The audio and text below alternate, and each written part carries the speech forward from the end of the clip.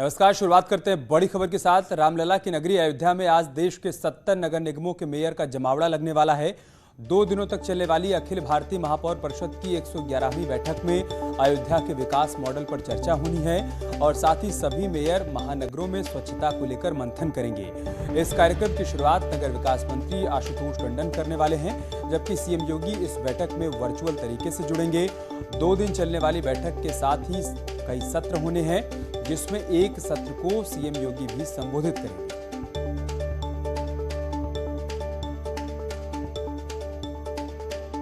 तो बड़ी खबर हम आपको अयोध्या से बता रहे हैं, जहां पर आज निगमों के मेयर का जमावड़ा लगने वाला है। 2 दिनों तक महापौर परिषद की बैठक चलेगी। अयोध्या के विकास मॉडल पर मंथन किया जाएगा, महानगरों की स्वच्छता पर चर्चा की जाएगी और साथ ही साथ खास बात यह होगी कि इस कार्यक्रम में सीएम योगी वर्चुअल माध्यम से जुड़ने वाले हैं। अयोध्या से केबी शुक्ला हमारे साथ जुड़ चुके हैं। केबी शुक्ला, कितने बजे से शुरू हो रहा है कार्यक्रम? देखिए, ये आज बैठक 2 दिवसीय बैठक आज शुरू हो रही है। लगभग 11 बजे ये बैठक जो है होटल पंचशील में शुरू होगी, जिसमें देश के 70 महापौर जो है इसमें शामिल हो रहे हैं। और कुल मिला के जो एक एजेंडा है बैठक का कि जो अयोध्या का विकास कार्य शुरू हुआ है, तो यहाँ की जो रामायण कालीन पद्धति है उसको सीखने का मौका उन महापौर को मिलेगा जो बाहर से आ रहे हैं, और जो बाहर से आ रहे हैं उनकी संस्कृति यहाँ के लोग सीखने की कोशिश करेंगे। तो एजेंडे के तहत जो है बैठक 11 बजे शुरू होगी। उसके बाद जो है 11 बजे के बाद लगभग 4 बजे जो है सारे महापौर जो है वो रामलला का दर्शन करने जाएंगे। उसके बाद फिर दर्शन जो हनुमानगढ़ी में भी है। फिर सेकंड की जो दूसरे दिन की बैठक कल फिर 11 बजे शुरू होगी। तो कुल मिला के एक जो है देश भर के जो महापौर हैं वो अयोध्या में आज जुटने वाले हैं। लगभग सारे महापौर अयोध्या पहुंच चुके हैं। तो 11 बजे बैठक शुरू होगी होटल पंचशील में, और मुख्यमंत्री भी इससे जुड़ने वाले हैं, वर्चुअल रूप से इसमें जुड़ेंगे। और नगर विकास मंत्री जो है वो आशुतोष टंडन वो 11 बजे तक अयोध्या पहुंच जाएंगे। ठीक है, बहुत शुक्रिया आपका हमारे साथ जुड़ने के लिए और जानकारी हम तक पहुंचाने के लिए। इधर सीएम योगी आज 3 जिलों का दौरा करने वाले हैं। सबसे पहले सीएम संत कबीरनगर पहुंचेंगे, जहां पर करीब 125 करोड़ की लागत से बने नवनिर्मित जिला कारागार का लोकार्पण करेंगे। इस नए जेल में कैदियों के लिए अलग अलग क्षमता वाले बैरक बनाए गए हैं। संत कबीरनगर के बाद सीएम योगी कुशीनगर और गोरखपुर में विकास कार्यों की समीक्षा भी करेंगे।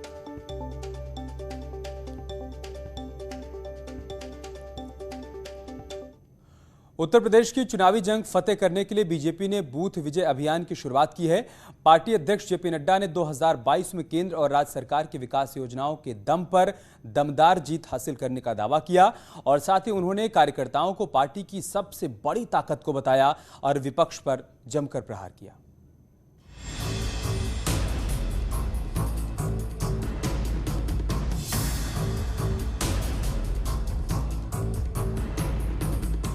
बूथ विजय अभियान के आगाज के साथ ही बीजेपी ने पीएम मोदी और सीएम योगी के नेतृत्व में उत्तर प्रदेश में चुनाव जीतने की भी ललकार लगा दी। आगामी चुनाव भी हम प्रधानमंत्री श्री नरेंद्र मोदी जी के मार्गदर्शन और हमारे मुख्यमंत्री श्री योगी आदित्यनाथ जी के नेतृत्व में पार्टी की नीतियों, विकास कार्यों और परिश्रम की प्रकाष्ठा करने वाले हमारे कार्यकर्ताओं के समर्पण एवं सामर्थ्य पर जीतेंगे। चुनावी जंग में फतेह हासिल करने के लिए बीजेपी अपने शासन में हुए विकास कार्य को आधार बनाने का ऐलान किया है। 27,700 शक्ति केंद्रों से संवाद के दौरान जेपी नड्डा ने केंद्र और राज्य सरकार के रिकॉर्ड तोड़ विकास कार्यों की जमकर तारीफ की। आदरणीय प्रधानमंत्री श्री नरेंद्र मोदी जी और माननीय मुख्यमंत्री योगी आदित्यनाथ जी के जोड़ी ने प्रदेश की जनता के सहयोग से उत्तर प्रदेश का कायाकल्प किया है और एक नया कीर्तिमान स्थापित किया है और प्रदेश की राजनीतिक कार्य संस्कृति को बदल कर रख दिया है। राज्य में विकास ने पुराने सारे पैमाने तोड़ दिए हैं। विकास के साथ साथ बीजेपी का फोकस हर बूथ और हर यूथ पर है। जेपी नड्डा को उम्मीद है कि जिस तेजी से सूबे की सियासत बदली है, उसका सीधा फायदा बीजेपी को मिलेगा।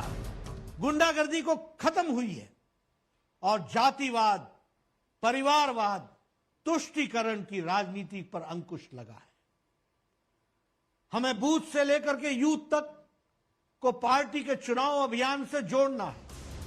बीजेपी की कोशिश ज्यादा से ज्यादा लोगों को पार्टी से जोड़कर संगठन को मजबूत करना है। इसके लिए कथनी और करनी में समानता याद दिलाई जा रही है। उत्तर प्रदेश में 2017 में हमने जो वायदे किए थे उसे अक्षरशः पूरा करने का काम भारतीय जनता पार्टी की योगी आदित्यनाथ जी की सरकार ने किया है।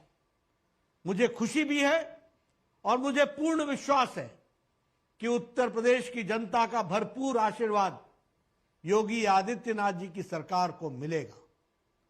जनता के आशीर्वाद से उत्तर प्रदेश में पुनः प्रचंड बहुमत के साथ भाजपा की सरकार बनना तय है। सत्ता के संग्राम का घमासान धीरे धीरे तेज हो रहा है, इसलिए बीजेपी अपने कार्यकर्ताओं को उनकी ही ताकत का एहसास करा रही है और विरोधियों को भी चुनौती दे रही है। भारतीय जनता पार्टी संघर्ष से समाधान की यात्रा से बनी। पार्टी के कार्यकर्ता ही हमारी ताकत है। हम बूथ स्तर के कार्यकर्ताओं के बल पर यहां तक पहुंचे हैं।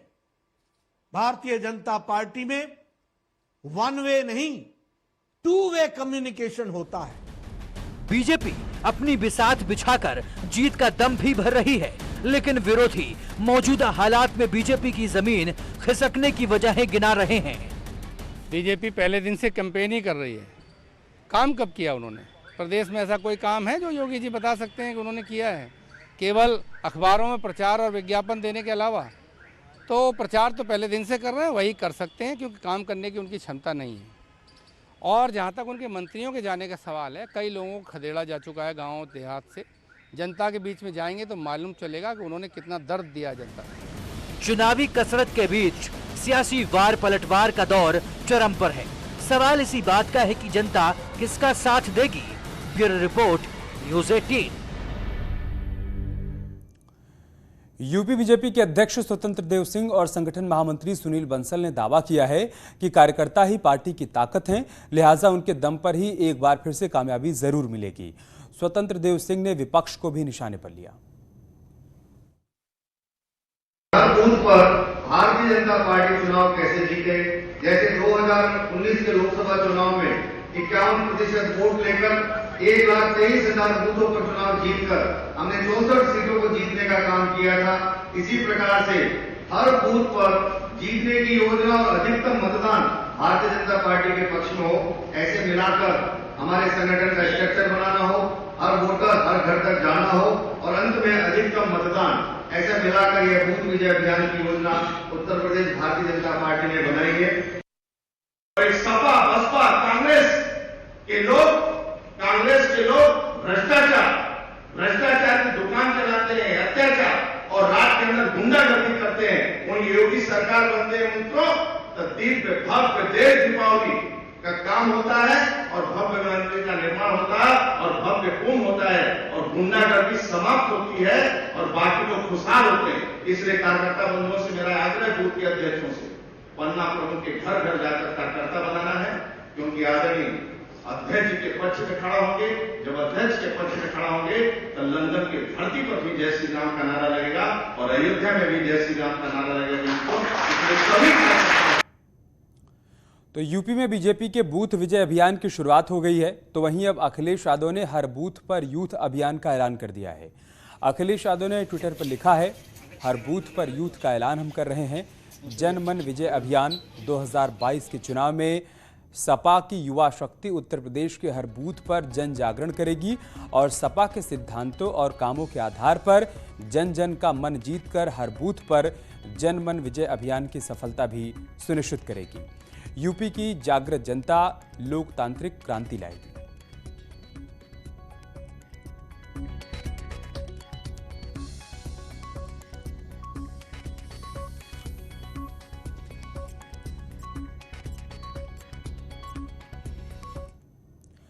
उत्तर प्रदेश की चुनावी जंग में इस बार प्रियंका गांधी भी बड़ी परीक्षा देने वाली हैं, इसीलिए वो तैयारी भी पूरी कर रही हैं।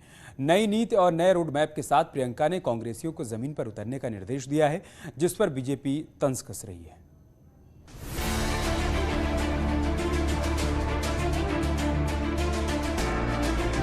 प्रियंका गांधी उत्तर प्रदेश में कांग्रेस को मजबूत करने के लिए नई रणनीति के तहत काम कर रही हैं। गांव-गांव तक कांग्रेस का संगठन मजबूत हो सके, इसके लिए काम करने का दावा भी कांग्रेस के नेता कर रहे हैं।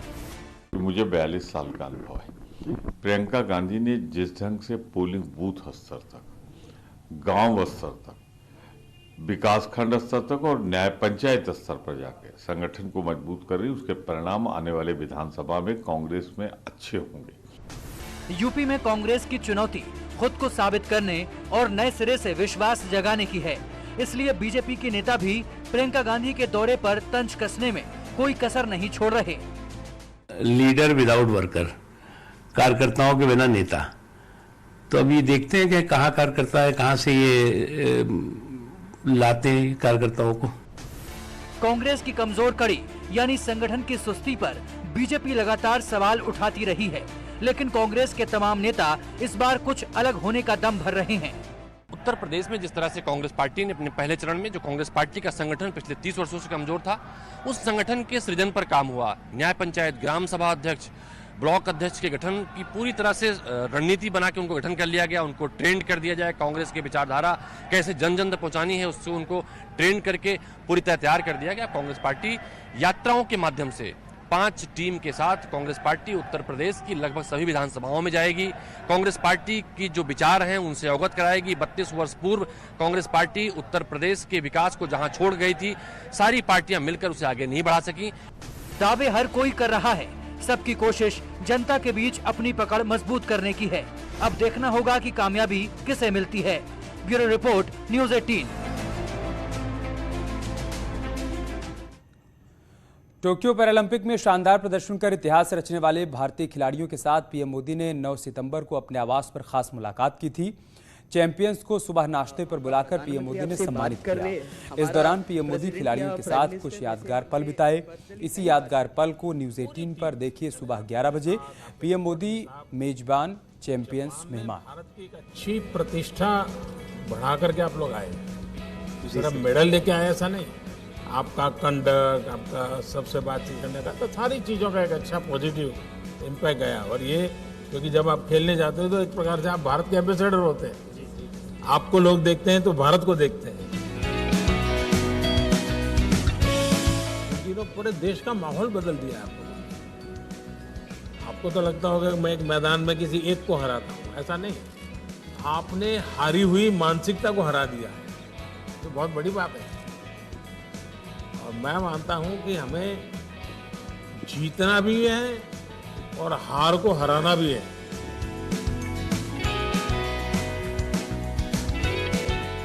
बेटियां हर क्षेत्र में अच्छा कर रही थी। आप देखिए पूरे देश में किसी भी क्षेत्र में देखिए, सिर्फ उनको अवसर मिलना चाहिए बस।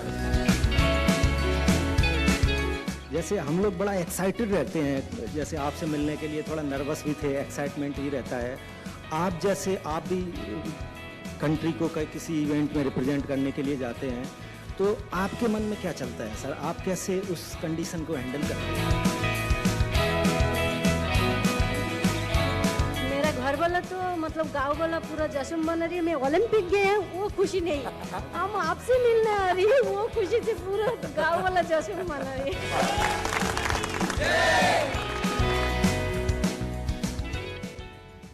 भारतीय किसान यूनियन ने हमीरपुर में किसानों की पंचायत करने का ऐलान किया है। हालांकि प्रशासन ने इसके लिए परमिशन नहीं दी है। प्रशासन किसानों से शांतिपूर्वक सभा करने की बात कह रहा है। दावा किया जा रहा है कि किसान नेता राकेश टिकैत समेत कई बड़े किसान नेता पंचायत में शामिल होंगे। किसानों की पंचायत को देखते हुए प्रशासन पूरी तरीके से अलर्ट है। देखा जा रहा है कि